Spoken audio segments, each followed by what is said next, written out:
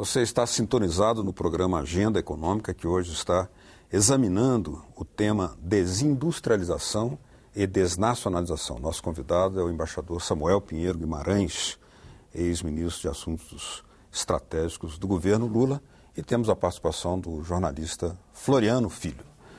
Embaixador, o tema desnacionalização tem números, tem nome e endereço. Durante o primeiro semestre deste ano, 167 empresas nacionais foram compradas por multinacionais.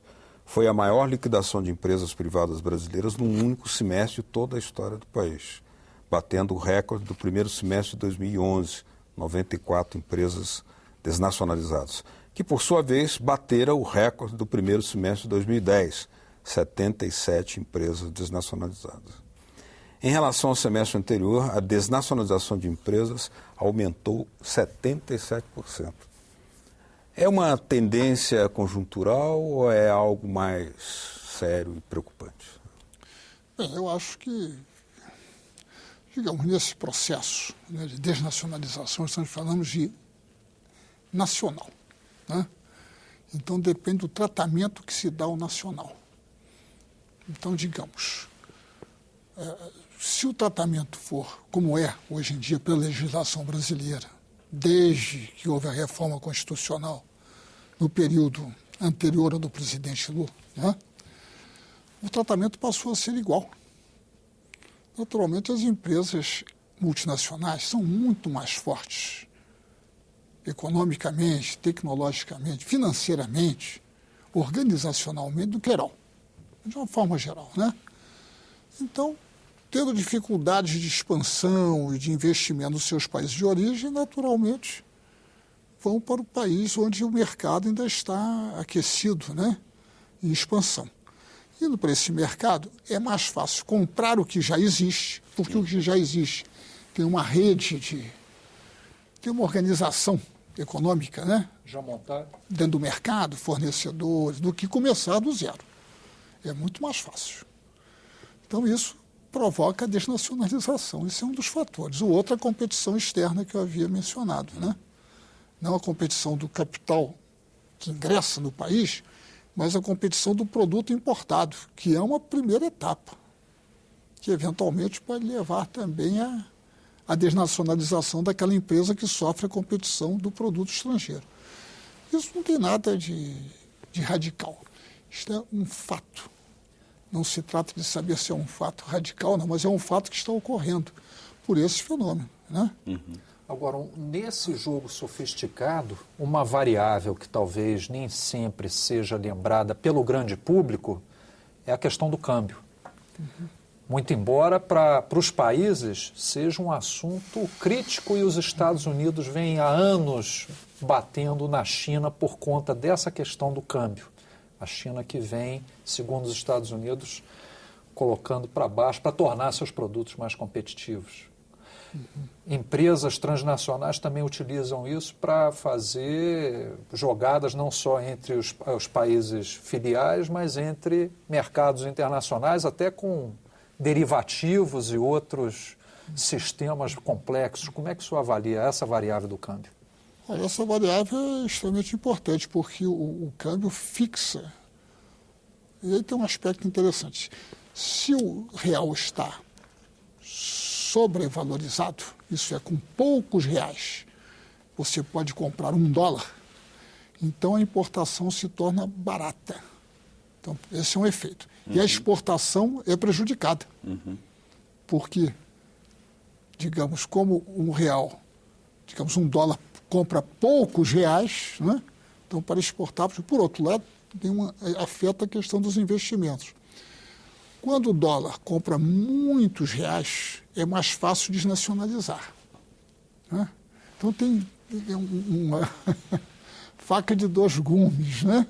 E a política cambial brasileira está correta? É verdade. Então, olha, isso é difícil para... Digamos, a política cambial é uma política de câmbio flutuante, né? A política de câmbio flutuante. E se considera hoje em dia, apesar do que tem ocorrido, né, com a, digamos, a desvalorização do real, Isso fez com que se estimulasse as exportações e desestimulasse as importações. Mas isso não é só, porque as importações entram a um preço. Isso é apenas um efeito. O câmbio é um efeito sobre o preço das importações. Mas, além disso, tem o preço delas em si. E outros fenômenos, como subfaturamento, dumping, subsídios, como... né? Não sei se você chegou a mencionar aqui, ao vivo. Não, mas não ao vivo. Os 33% que o Estado chinês subsidia suas exportações. Então, isso é um jogo altamente distorcido. Então, na hora que você admite que o mercado deve ser livre, é um equívoco, quando ninguém está jogando o jogo do mercado livre. Como é que o mercado... Inclusive, no caso dos Estados Unidos, que reclamam dos chineses, eles têm a política do chamado relaxamento quantitativo, quantitative easing. Estão inundando o mercado de dólares, que a presidenta já chamou do tsunami de dólares. Isso faz com que o dólar se desvalorize enormemente e que estimule as exportações americanas, né? Porque é barato comprar dólares, né? Então, isso tem um efeito extraordinário. O que os europeus estão fazendo é a mesma coisa. Agora, se não as houver injeções de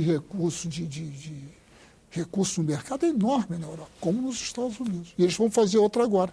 Já anunciaram que estão preparando outro, porque a economia não está reagindo. Se não houver as eleições estão chegando.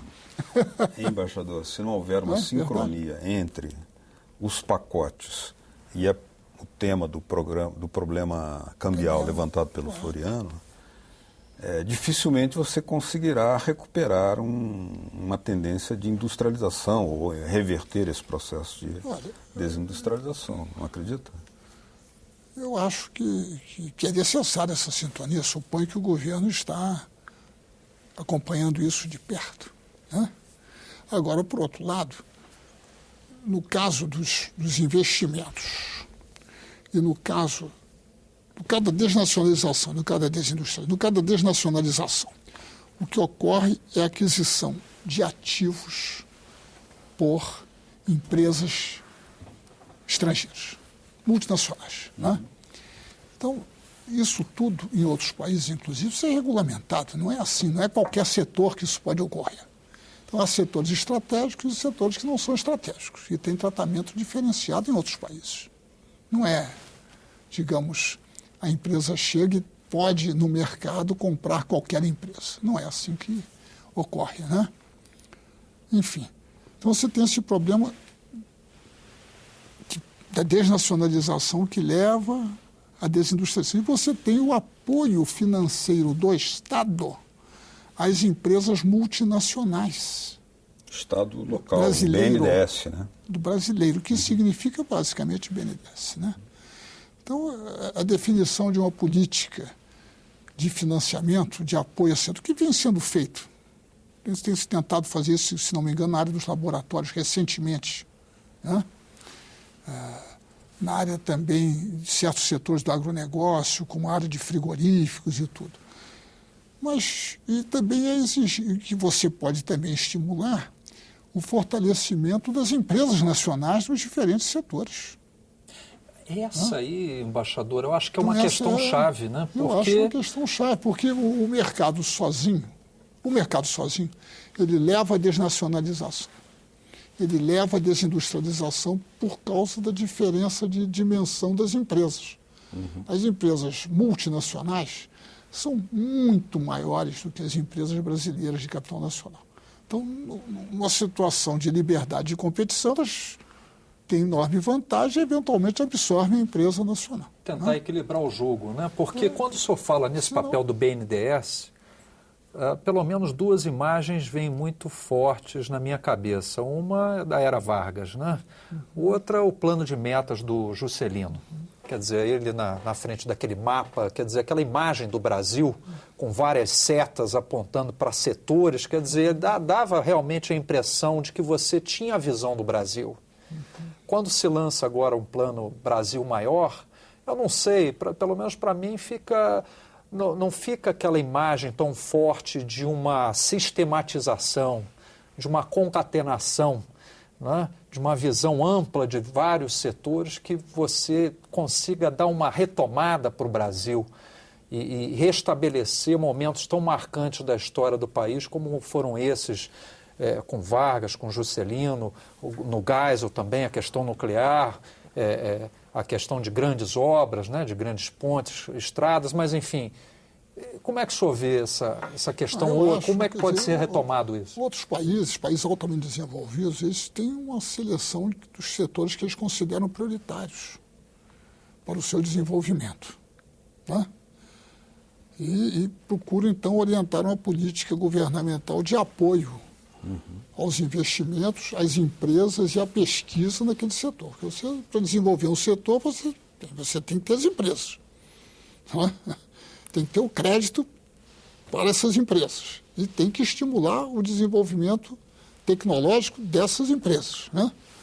Em geral, né, muitos países consideram que são 3 os grandes setores principais. Você pode até agregar outros, que um é o setor da tecnologia da informação.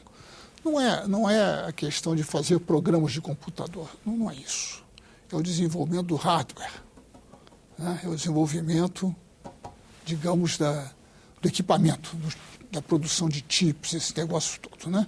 Os países consideram isso vital, porque isso tem um controle, digamos, você desenvolve programas e que transforma os programas em circuitos integrados, né? Os circuitos integrados estão dentro das máquinas, todo tipo de máquina, não é só máquina, não é só computador, mas todas as máquinas são controladas por circuitos, né? Eles chamavam antigamente controles numéricos, mas eu acho que hoje tem outro nome, né? É o microchip.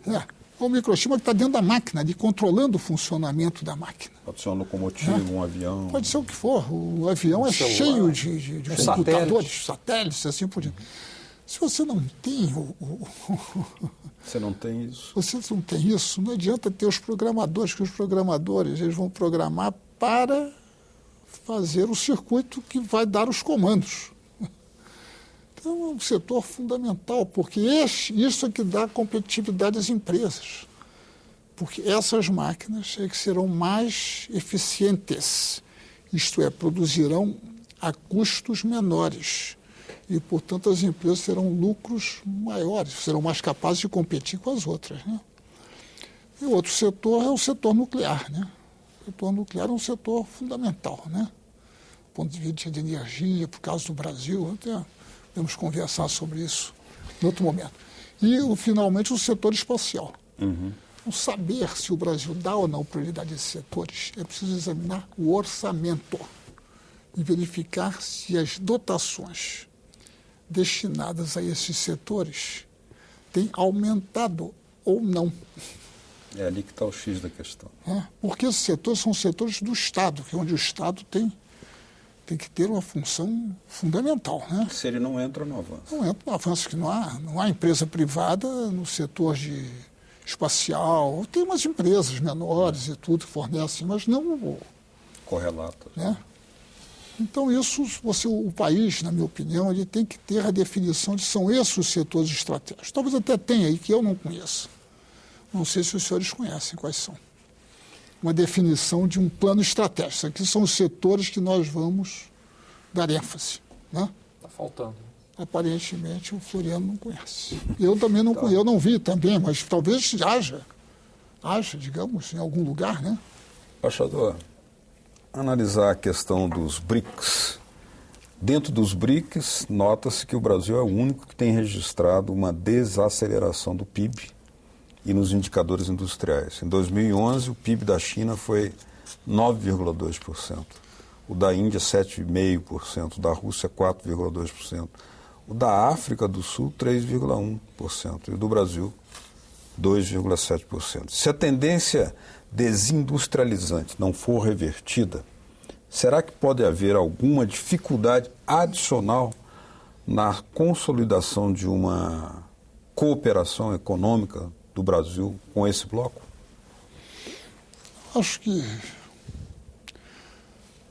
digamos, a cooperação econômica, naturalmente, o comércio não é propriamente uma cooperação econômica. Claro que expandir o comércio entre os países é importante, mas A expansão do comércio decorre das oportunidades de lucro, de vender, importar, exportar, diversificar suas...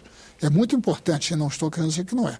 Diversificar suas fontes de abastecimento e os seus mercados é um objetivo histórico da política externa brasileira, apesar de não ser muito proclamado, mas é um objetivo histórico. Né? Pensa-se num banco também, né? Dos Não, BRICS, um banco né? também, porque isso permitiria acesso a financiamento, supõe que em condições melhores do que do mercado.